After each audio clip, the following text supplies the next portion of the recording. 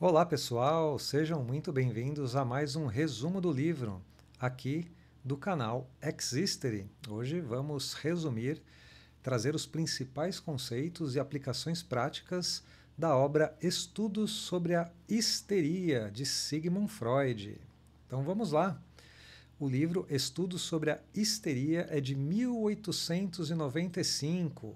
Temos dois autores aí dessa obra, né? Um deles, obviamente, Sigmund Freud, nascido em 1856, falecido em 1939, um médico neurologista austríaco, fundador da psicanálise.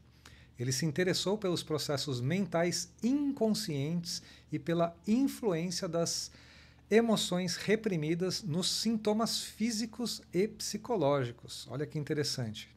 O outro autor desta obra é Joseph Breuer, né, nascido em 1842, falecido em 1925, 14 anos mais velho que o Freud, também um médico vienense, fisiologista e clínico. Olha que interessante, Breuer foi mentor de Freud nos primeiros estudos sobre a histeria. E qual o contexto, né, a circunstância em que essa obra foi escrita, elaborada? Na segunda metade do século XIX, a histeria era vista como uma doença misteriosa, especialmente feminina, caracterizada por sintomas físicos como paralisias, desmaios, cegueiras, sem causa orgânica, ou seja, havia o sintoma físico, mas não tinha uma causa orgânica aparente. Tá? Esse era o contexto. Freud e Breuer romperam com a medicina tradicional ao sugerirem, tá, que esses sintomas físicos tinham uma origem psíquica, fruto de traumas e emoções reprimidas. Tá? Qual que é a importância histórica dessa obra? Né? Essa obra é considerada o ponto de partida da psicanálise. Ela introduz conceitos como inconsciente, repressão e catarse e inaugura o método de associação livre, que depois se tornaria o alicerce da prática psicanalítica. Então vamos lá. Qual que é a tese central desse livro? Né?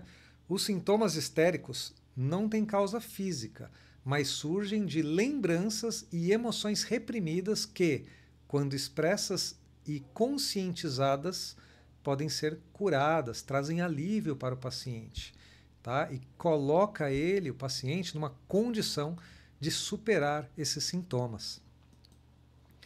Em uma frase, né, para a gente refletir, a histeria é a linguagem do inconsciente. O corpo fala aquilo que a mente reprime. Tá? Então é só para a gente ilustrar aí essa tese central. Vamos para os principais conceitos? Então vamos lá, os principais conceitos dessa obra. Histeria como uma expressão psíquica, né?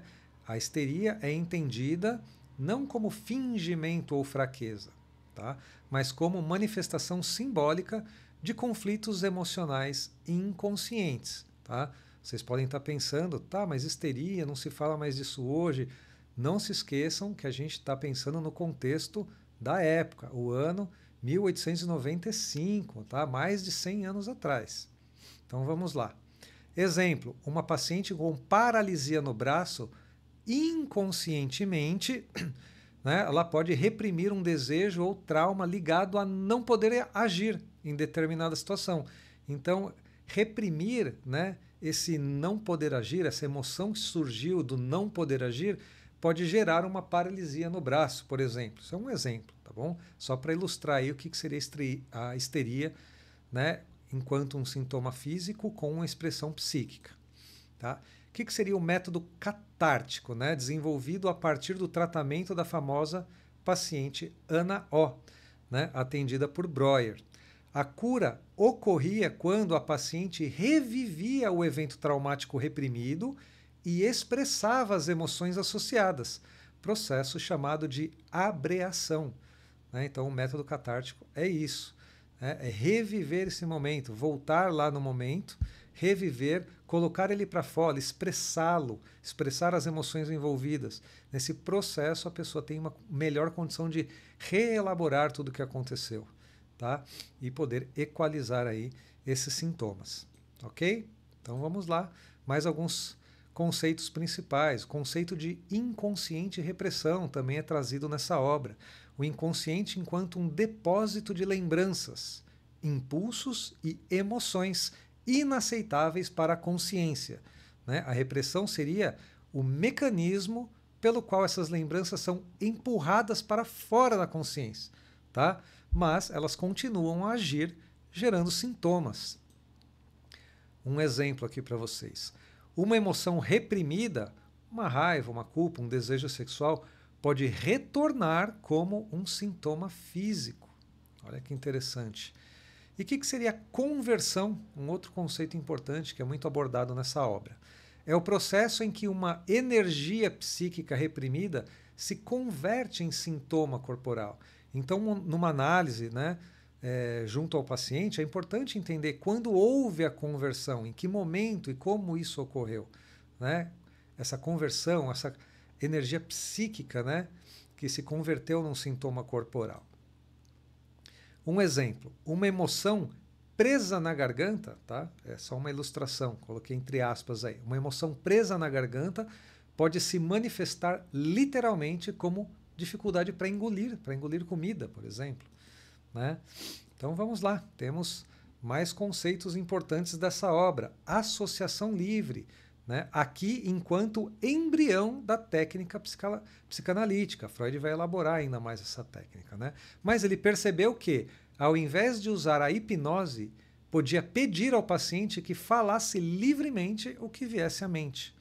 Né? Essa técnica levou à descoberta do encadeamento de ideias inconscientes, inaugurando o método psicanalítico propriamente dito. Então vamos lá para as aplicações na vida real. Tá bom, André, como que eu uso isso na vida real? Se você é uma pessoa que gosta de psicologia, de entender de comportamento humano, serve para você. Se você é um psicanalista, um psicólogo, né, que atua com abordagem psicanalista, também é importante a gente ter esses conceitos bem claros, como aplicar isso na vida real. Tá? Então, em vez de engolir sentimentos, né, entre aspas, engolir, em vez de engolir sentimentos, buscar elaborá-los, compreendê-los, dar-lhes espaço. Né? Que mais? Perceber que dores, fadiga e tensões podem ter ligações com conflitos emocionais não resolvidos, tá? Nem sempre pode ser que seja alguma coisa orgânica realmente, mas muitas das vezes, sim, está associado a questões emocionais não resolvidas, né? Dores, fadigas e tensões, ok? O ato de narrar e compreender o próprio sofrimento, né, em terapia ou diálogo, pode ter um poder curativo. Tá? Essa é uma mensagem importantíssima. Tá? Alguns exemplos práticos aí. Né? Identificar padrões emocionais repetitivos e buscar a sua origem. Por exemplo, o medo de abandono, uma culpa que surge. Né? Vamos entender aí qual que é a origem.